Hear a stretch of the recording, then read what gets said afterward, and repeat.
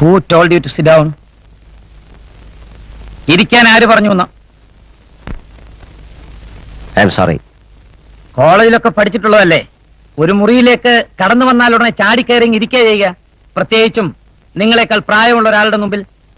ഇതൊക്കെ ഞാൻ സ്കൂളിൽ ചേരുന്നതിന് മുമ്പേ പഠിച്ച കാര്യങ്ങളാണ്. ഇവിടെ അങ്ങനെ ഒരു ഫോർമാലിറ്റി വേണ്ടെന്ന് തോന്നി. വേണം. നിങ്ങളിപ്പോ രോഗിയെല്ലാം തോന്നുന്നുണ്ടോ? Yes, I am an absolutely normal person. ഇത് തന്നെ ഒരു രോഗലക്ഷണമാണ്. എല്ലാ ഭ്രാന്തന്മാരും അങ്ങനെ പറയൂ, എനിക്ക് ഭ്രാന്തില്ലാന്ന്. I am not mad. എനിക്ക് ഭ്രാന്തുണ്ടെന്ന് ആര് പറഞ്ഞു?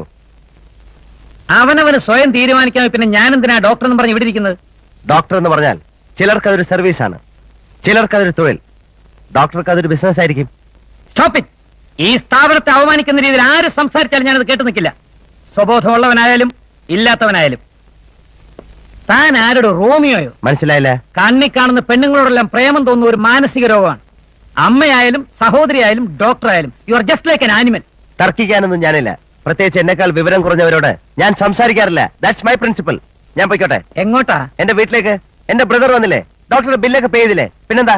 വിടണോ വേണ്ടോ തീരുമാനിക്കേണ്ടത് ഞാനാണ്. ഇയാളെ സ്റ്റോപ്പ് റൂമിലേക്ക് കൊണ്ടുപോകും. എന്തിനെ? അത് ഞാനാണ് തീരുമാനിക്കുന്നത്.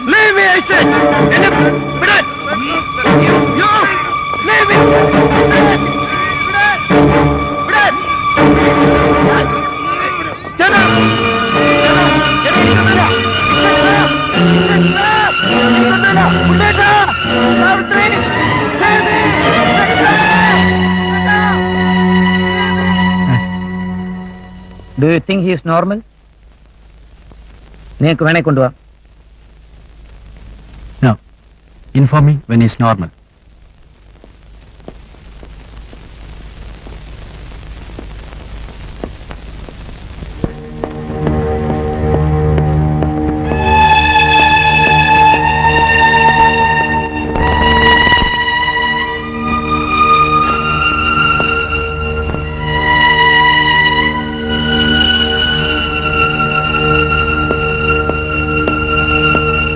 It is cruel. വ്യക്തിപരമായ കാര്യങ്ങളും ഒരു ഡോക്ടറുടെ പ്രൊഫഷനും തമ്മിൽ കൂട്ടിക്കുഴയ്ക്കരുത്. Don't mix it.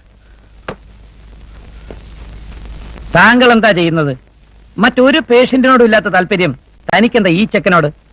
ഉണ്ട ചോറിന് നന്ദി കാണിക്കണമല്ലോ. ജന്മയുടെ തലയ്ക്ക് സ്ഥിരമില്ലാത്ത മകന് ഒരു നല്ല പെണ്ണിനെ കണ്ടുപിടിച്ചു കൊടുക്കേണ്ട ചുമതലയും നമുക്കുള്ളതാണല്ലോ, അല്ലേ? സാർ, ഇപ്പോഴത്തെ അവസ്ഥയിൽ അതൊന്നും പറഞ്ഞാൽ മനസ്സിലാകുന്ന കാര്യങ്ങളല്ല. എല്ലാവരുടെയും നന്മയ്ക്ക് വേണ്ടി ഞാൻ പറയുകയാണ്. വിനുവിനെ വേഗം വീട്ടിലേക്ക് പറഞ്ഞു വിടണം. നോ. രോഗം മുഴുവനായി ഭേദപ്പെട്ടു എന്ന് എനിക്ക് പൂർണ്ണമായും വിശ്വാസം വരാതെ ഒരു രോഗിയെ ഞാൻ പറഞ്ഞയക്കില്ല. കണ്ണടച്ചിരിട്ടാക്കാൻ ശ്രമിക്കരുത്. Sir, Vinu is normal.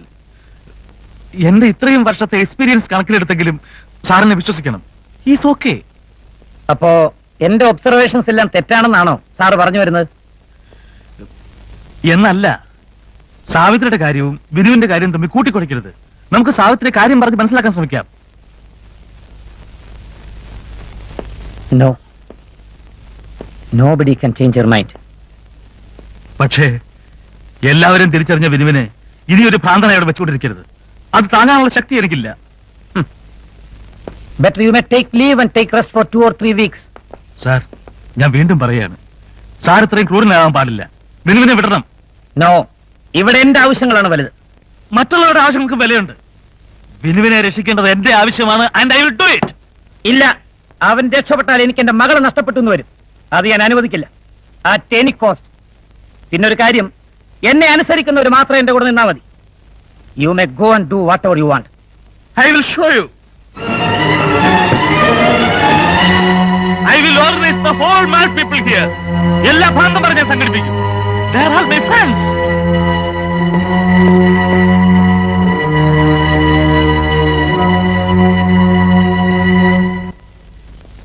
അല്ല, ഇത് ആശുപത്രിയല്ല, ഭ്രാന്തൻ ചെയ്യില്ല. ജീവിതകാലം മുഴുവൻ ഇതിനകത്ത് പൂട്ടിയിട്ട് കൊല്ലാൻ അവൻ എന്ത് തെറ്റാ ചെയ്തത്? ശരിയാണ്, അവൻ ഒരു തെറ്റ് ചെയ്തിട്ടുണ്ട്. അവൻ സാവിത്രി കുട്ടിയെ സ്നേഹിച്ചു പോയി. പക്ഷേ അതിന് ഇത്രയും വലിയൊരു ശിക്ഷ അവൻ കൊടുക്കാമെങ്കിൽ ആദ്യം അതിലും വലിയൊരു ശിക്ഷ സാവിത്രിക്ക് കിട്ടണം. നീയല്ലേ തുടക്കം വിട്ടത്? ഇല്ല കുട്ടി, ഞാൻ നിന്നെ നോക്കാൻ വേണ്ടി പറഞ്ഞതല്ല. എന്റെ വിനുവിനെ രക്ഷിക്കാൻ ഞാൻ ഒരു വഴിയും കാണുന്നില്ല. എന്റെ കൈയും കാലും നാവും എല്ലാം കെട്ടിയിട്ടിരിക്കുകയാണ്. പക്ഷേ എനിക്ക് അവനെ രക്ഷിച്ചേ പറ്റൂ. ഉണ്ണിയെങ്കിൽ വിഷമിക്കണ്ട. അച്ഛൻ വിനുവിനെ ഇവിടുന്ന് വിട്ടാ പോരെ? ഞാൻ ഒന്നുകൂടി അച്ഛനോട് സംസാരിക്കാം. പ്രയോജനമില്ല. അയാളുടെ മനസ്സ് മുഴുവൻ പകയാണ്. പകയുള്ള മനുഷ്യനെ പറഞ്ഞു മനസ്സിലാക്കാൻ പ്രയാസമാണ്. എനിക്കതിന് സാധിക്കും അങ്കിൾ. ഹരിയേട്ടനെ വിവാഹം ചെയ്തോളാന്ന് ഞാൻ സമ്മതിച്ചാ മതി. ഞാനതിന് തയ്യാറാണ്. ഉണ്ണിയെങ്കിൽ എനിക്ക് വിധിച്ച ശിക്ഷ അതായിക്കോട്ടെ. വേണ്ട സാവിത്രിക്കുട്ടി, അരുത്. നീ അതിന് സമ്മതിച്ചാൽ ഒരുപക്ഷെ ഇതിന്റെ വാതിൽ തുറന്നു വരും. പക്ഷെ പുറത്തു വരുന്നത് വിനുവായിരിക്കില്ല, പഴയ ഭ്രാന്തനായിരിക്കും. പിന്നെ ഞാൻ ജീവിച്ചെന്നിട്ട് കാര്യമില്ല. പിന്നെ ഞാൻ എന്ത് ചെയ്യണോ അങ്കിൾ? എന്ത് ചെയ്യണമെന്ന് എനിക്കറിയാം. എന്ത് വന്നാലും ഇന്ന് രാത്രി ഞാൻ അവനെ തുറന്നു വിടും. അവൻ എവിടേക്കെങ്കിലും പൊക്കോട്ടെ. പക്ഷേ വിനു പോകുന്നത് ഒറ്റയ്ക്കാവില്ല. തീരുമാനിക്കേണ്ടത് സാവിത്രിക്കുട്ടിയാണ്.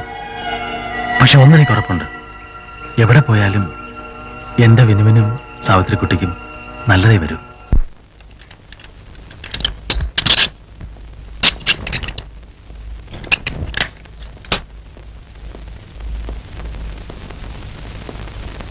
എല്ലാ തീരുമാനങ്ങൾക്കും ഒരു അവസാനം ഉണ്ടാവണമല്ലോ.